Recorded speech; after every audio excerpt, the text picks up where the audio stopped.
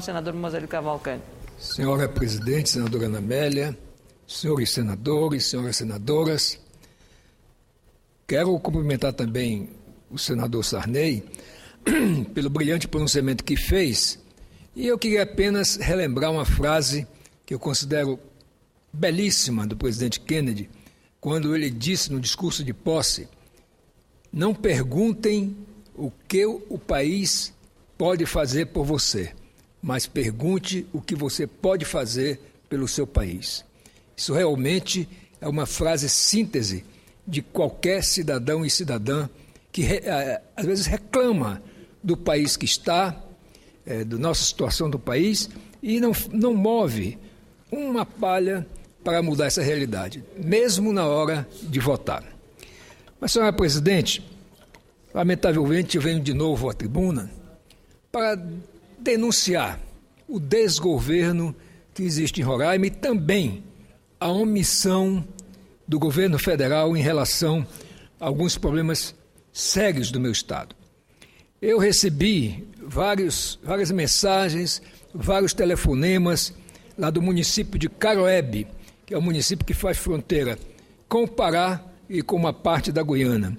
Pois bem, esse município que fica ao final de uma rodovia, senador Figueiró, e essa rodovia, a chamada rodovia BR-201, 210, aliás, ela na verdade já foi construída e reconstruída permanentemente. E os moradores, os pequenos agricultores que lá vivem em Caroebe têm permanente dificuldade de escoar os seus produtos. E pior agora é que dois órgãos federais, o IBAMA e o INCRA, estão, digamos assim, de prontidão lá, senadora Ana Amélia, para impedir que esses pequenos agricultores, não vou dizer nem que derrubem novas árvores, mas é que usem aquilo que já está antropizado, como se diz no linguajar dos antropólogos, isto é, já está usado pelas famílias. Tem famílias que estão lá há 40 anos ou mais e que não podem agora sequer plantar um bananal, cuidar, usando aquelas terras, repito, fazer com que tenham renda e possam de fato sobreviver. Isso é uma das razões que dão razão ao general comandante da Amazônia quando disse que o país trata a Amazônia como uma colônia. Porque, na verdade, duvido que uma situação dessa acontecesse num estado desenvolvido, que ela não tivesse resolução imediata. Também, as outras rodovias, como a BR-332, que foi transformada de rodovia estadual em federal por um ato meu, um projeto meu, também agora os produtores barraram a estrada, impediram o trânsito de ônibus e de caminhões, trânsito, por sinal, precaríssimo, em que muitos problemas, além dos buracos, não permitem o trânsito adequado, nem sequer dos jovens para ir à escola, muito menos para aqueles agricultores que vivem naquela região, que eles possam, de fato, produzir e escoar os seus produtos com tranquilidade. Eu pedi já uma audiência com o general Frache para abordar esses problemas, notadamente, repito, a emergência que está atravessando o município de Caroebe. E também estou enviando ofícios ao IBAMA e ao INCRA para reclamar dessa situação que eu considero uma verdadeira perseguição dos órgãos do Brasil contra aquela população. Não consigo entender como é que houve até estímulo, tanto do governo do Estado na época, como do próprio INCRA, para que esses moradores, muitos deles vindo de outros estados, pudessem se instalar ali e produzir. Eu quero realmente lamentar, porque no meu estado, senador Capiberibe, nós temos de um lado a FUNAI, que já demarcou mais de 50% das áreas do estado para reservas indígenas, que, aliás, por uma coincidência, entre aspas, as reservas indígenas caem exatamente em cima das reservas minerais do Estado. Tem mais alguma coisa em torno de 20% de reservas ecológicas. Então, resta para Roraima alguma coisa em torno de 30% do Estado para se desenvolver. E assim mesmo, nessa área que resta, é um permanente exagero, diria assim, porque não há bom senso quando uma pessoa proíbe, um órgão proíbe, que alguém que já está ali instalado, que já fez a derrubada das árvores para produzir no seu lote, esteja agora impedido de reutilizá-las para a sua sobrevivência. Estou falando aqui, nesse caso, nem de grandes agricultores, nem de grandes pecuaristas, nem de médios sequer. Estou falando aqui daqueles que são pequenos agricultores que se esforçam para sobreviver numa região tão inóspita do país. Então eu vou realmente pedir essas providências, vou falar com o general Frasco sobre rodovias e vou falar também com o IBAMA e o INCRA por essa situação vexatória que estão atravessando os brasileiros, pequenos agricultores que estão naquela região. Há poucos dias, fomos numa missão da Comissão de Relações Exteriores ao município de Pacaraima. Foi eu, o senador Oswaldo Sobrinho e a senadora Ângela.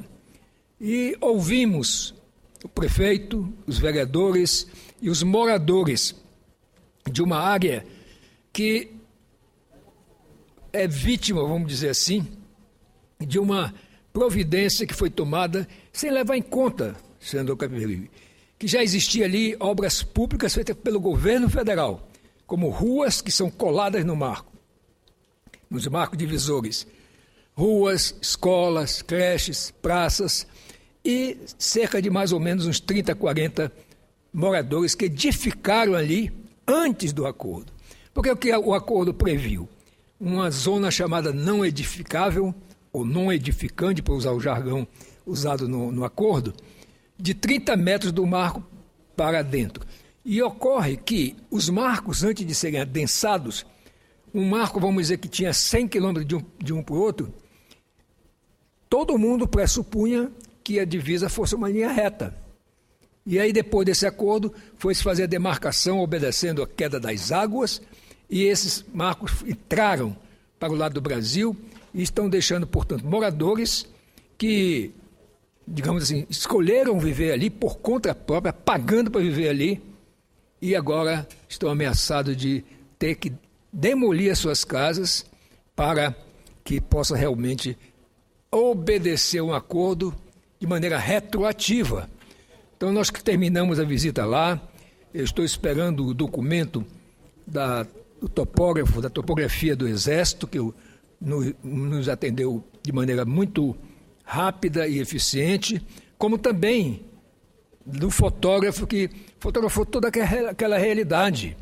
Então, eu não consigo entender como é que um país, digamos assim, desocupa as suas fronteiras com um país como a Venezuela, como a Guiana, e, no entanto, não faz nada nem para vivificar suas fronteiras, nem também para assistir as próprias comunidades indígenas, porque demarcam as terras e deixam os seres humanos, que são os índios, as índias e as crianças índias, sem nenhum tipo de atenção, nem na saúde, nem na educação, nem no auxílio à produção, e os índios terminam fazendo o quê? Migrando dessas áreas para a periferia da cidade. Então, das cidades, tanto de Pacaraima quanto de Boa Vista, que é a capital. Então, é uma coisa assim que realmente fere o bom senso. Uma política para a Amazônia, como disse o comandante, que é uma colônia do Brasil, porque não foi integrada até agora, de fato, ao Brasil como um todo, e que tem recebido só proibições. Proibições e nada de incentivo. Por isso nós aprovamos aqui um projeto que, na verdade, foi um projeto de minha autoria, mas que foi aprovado pela Subcomissão Permanente da Amazônia e da Faixa de Fronteira, que elaborou um projeto criando a Fronteira Agrícola Norte e outro criando uma política nacional do Brasil para a Amazônia e a faixa de fronteira. Nesse caso, a faixa de fronteira que vai desde o norte até o sul da senadora Ana Amélia. Mas eu espero que esses projetos aqui aprovados não fiquem na Câmara, como ficou, por exemplo, o meu projeto que regulamentava, aliás, a questão da criação, fusão, incorporação de municípios. Nunca antes, para usar aqui um jargão de alguém bem conhecido neste país, havia uma regulamentação para a criação de municípios. Tanto é que, por incrível que pareça, o menor município em população, senador Figueiró, do país se encontra no maior estado do país, o mais rico estado, que é São Paulo. Esse município, não, vamos arredondar, tem 1.000 habitantes. Ele não tem 1.000 habitantes, 980, para ser exato, pesquisado agora no IBGE. Esse município foi criado por quê? Não dá para entender. Vive às custas dos municípios vizinhos no que tange atendimento de saúde, atendimento de educação. Tanto é que ficou um período em que a única obra de saúde que os prefeitos faziam era comprar ambulâncias. Porque aí, quando chegava uma pessoa adoecia, tinha que mandar para o município vizinho ou para a capital. Então, esse projeto, lamentavelmente, foi vetado pela presidente Dilma na íntegra e agora vem para apreciar o veto aqui no Congresso. Como disse a senadora Ana Amélia, esses vetos não deveriam ser secretos, porque o cidadão, o deputado e o senador, votam abertamente. Como foi aqui no Senado, 53 senadores votaram a favor. Algumas abstenções, pouquíssimos, talvez uns 3 votos contrários. E a presidente vetou integralmente um projeto que passou 11 anos tramitando entre Senado, Câmara e Senado novamente. Então eu espero que aqueles parlamentares que votaram a favor do projeto abertamente, agora também votem para derrubar o veto. Porque é muito bom votar, por exemplo, a favor, para fazer média com os prefeitos ou com os estados, e depois, sob o véu do voto secreto, concordarem com o veto da presidente, como foi, por exemplo, no ato médico, que passou aqui mais de 12 anos, e a presidente votou 12 pontos que eu considero importantes, e foi mantido o veto pelo Senado. A Câmara derrubou e o Senado manteve. Então, é inacreditável que isso aconteça ainda hoje em dia. E eu espero realmente, eu sou de uma posição, senadora Ana Amélia, clara de que eu sou a favor das questões morais e éticas serem votadas abertos, como é o caso das cassações, como sou a favor da votação dos vetos, porque é matéria legislativa que interessa a população. Apenas eu discordo do voto aberto no caso da escolha de autoridades. Por quê? Nós escolhemos as autoridades mais importantes da República. O Senado é uma ação privativa do Senado. E aí, uma possível retaliação dessas autoridades não é contra o senador, propriamente dito, é contra o Estado. Nós votamos aqui diretores de agências reguladoras, de Banco Central, de ministros dos tribunais superiores, e eu tenho experiência de ver que, no fundo, se isso fosse aberto, seres humanos como eles são, poderiam, com certeza, ter atitudes que prejudicariam os nossos estados. Fora isso, fora a escolha de autoridade, eu sou totalmente a favor do voto aberto, porque diz respeito aos interesses do povo. Se nós votamos aqui condenando ou absolvendo alguém no processo de cassação, nós não podemos dizer de maneira clara em como nós votamos, porque se votou contra, pode votar a favor, ninguém sabe confirmar. Se votou a favor, também não tem como confirmar.